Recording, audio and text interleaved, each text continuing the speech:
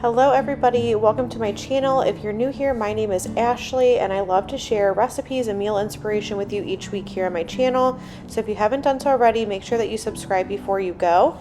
But today's video is all about pizza dough and different ways that you can utilize it, whether you buy refrigerated pizza dough or you make it yourself. The first recipe that I'm sharing today is for this Monterey chicken braid, and to start out with, I'm just going to take a couple cups of shredded chicken breast. For this, I just used a rotisserie chicken, and then to that I'm adding some shredded Monterey Jack cheese and then also some spinach. Now this is frozen spinach that I thawed and then I made sure to drain really well. And then to that, you're going to add in some garlic powder and some sour cream, and then I'm going to stir this really well to combine. Now, if you haven't seen my video from last week, I did share 3 shredded chicken recipes, like casseroles, in that video. And also in that video, I shared how to make your own shredded chicken. So if you don't want to do a rotisserie chicken, you want to make it yourself, there's a crock pot version of that. And I almost forgot, you're also going to add in some French fried onions to this as well, which I absolutely love, so I was really excited to see those in this recipe. But you just want to stir that well to combine, and then we're going to assemble the braid.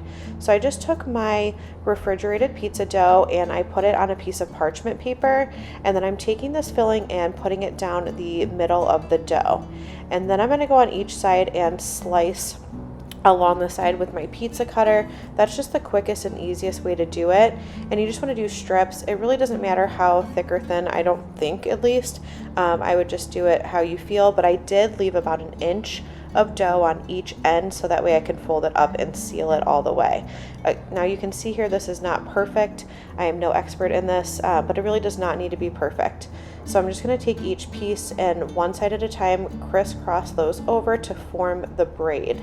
Now I will mention, you can see it looks like a lot of spinach. That's because I did not read this recipe thoroughly, and I used a full package when it was supposed to be half, so it was a little bit spinach heavy. So if you don't love spinach, follow the original recipe and it'll be the perfect amount. So here you can see on the ends, like I did on the beginning and on the bottom, I'm going to fold those bottom edges up where I left that inch and then seal with the remainder of the dough. Now I ended up with a couple extra strips on this end, so I just used them to cover any gaps in my roll here. And then I'm going to take that whole piece of parchment paper and put it onto my baking sheet, and then you just kind of want to go along and use your hands just to kind of even it out. And then I went ahead and popped that in the oven at 400 degrees for about 18 minutes, and then I took it out and topped it with some more of the shredded Monterey Jack cheese and then also some more of those French fried onions, and then it's going to go back in the oven at 400 degrees for about 5 minutes, just until that cheese melts and then everything is perfectly cooked. This was absolutely amazing. I highly recommend this recipe. The second recipe is another braid. This one is a taco braid, and the perfect way if you love tacos but you want to do something different for you or your family. We absolutely love them. You're just going to start out by browning 1 pound of ground beef with half of an onion that is finely diced. And so I'm just going to go ahead and crumble up that beef. Now the recipe I will have linked below. All of these recipes will be linked in the description box. They call for you to saute the onion first in some oil and then add in the ground beef. But because I finely diced my onion, I did not need to do that, and I was able to cook the two of them together. So you just want to cook that until the onions are sauteed, like starting to caramelize and soften, and then your ground beef is cooked. And then I drained off that excess grease, and then I went in with a half a cup of water and then 1 packet of taco seasoning. You can use any kind that you like. Give that a good stir, and then you want to cook this like over low heat. Let it simmer for that sauce to thicken with the ground beef and the onions for just a couple of minutes. Now this time around, I did something a little bit different. I went ahead and put my dough on the parchment paper again, but I cut these slits before putting down the mixture because I wanted to see which way was easier, and I prefer to have the mixture in the center first, just because then you don't have to worry so much when you're putting it on that it's going to fall into those slits. So like I said, I tried both ways and I prefer the first method, but it's going to be from here the same as the last recipe. Once you have the taco meat down, we're going to top it with some cheese. Now it called for cheddar cheese, which is very traditional for tacos, but what I did is used up the rest of the block of that Monterey Jack that I had from the previous recipe. So I went ahead and shredded that, and then I'm going to add that on top.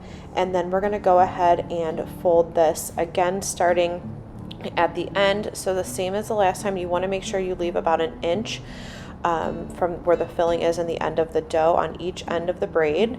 And then you will fold up the end and then start crisscrossing your slits to make your braid. So this braid is going to go in the oven at 375, but before doing so, you just want to melt a couple tablespoons of butter and brush that over the top of it. And then I'm going to go down the center with a little bit more of that shredded cheese. Again, I'm using the Monterey Jack, but you can do cheddar, whatever you have on hand or whatever you prefer. I really think a pepper jack would be really good too. And then that's going to go into the oven for about 20 minutes, and then it is ready to serve. I serve mine alongside some shredded lettuce and some sour cream. You can serve this along the top of the braid as the recipe says, but I preferred to have it on the side so that way the sour cream wouldn't get warm. The final recipe in today's video is for the cinnamon rolls, and oh my goodness, these were absolutely amazing and cannot get any easier. So I'm just going to start out by making like the filling portion, which is some brown sugar with some cinnamon, and I'm just going to give that a good stir, trying to break up the clumps of the brown sugar as I go. And then we're going to go ahead and get started on prepping the pizza dough. I'm going to just use my Silpat here and lightly dust it with some flour, and then I'm going to place my pizza dough out onto it. You can use a cutting board or any kind of mat that you have that you want to roll your dough out with.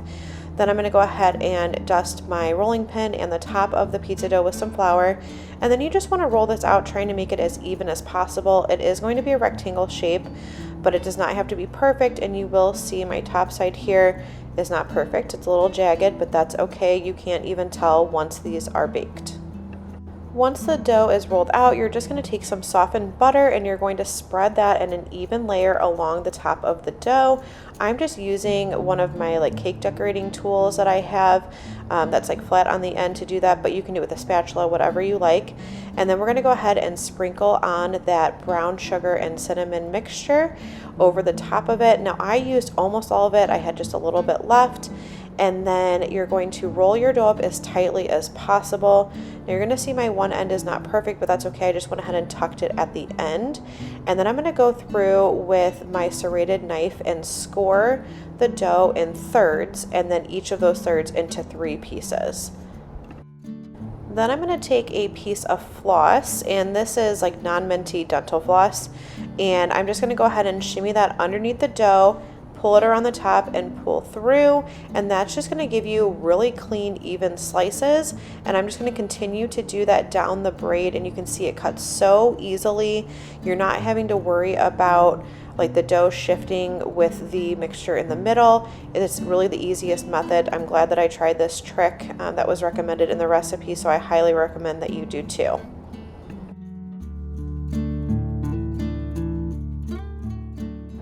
Then I'm going to go ahead and transfer these into an 8x8 inch square pan that I went ahead and sprayed with some nonstick cooking spray. And then per the recipe, I'm going to cover this with a clean kitchen towel and allow it to rise for about 30 minutes. Now my dough did not rise very much at all, but it still came out perfectly. But I went ahead and did that.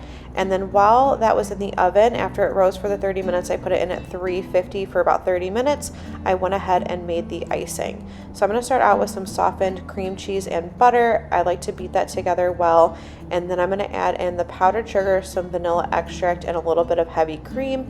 And then you're going to add the heavy cream like a little bit at a time, like 1 to 2 tablespoons total, just until you get your desired thickness. And as soon as the cinnamon rolls came out of the oven, I immediately topped them with that icing so it can kind of melt down over the top.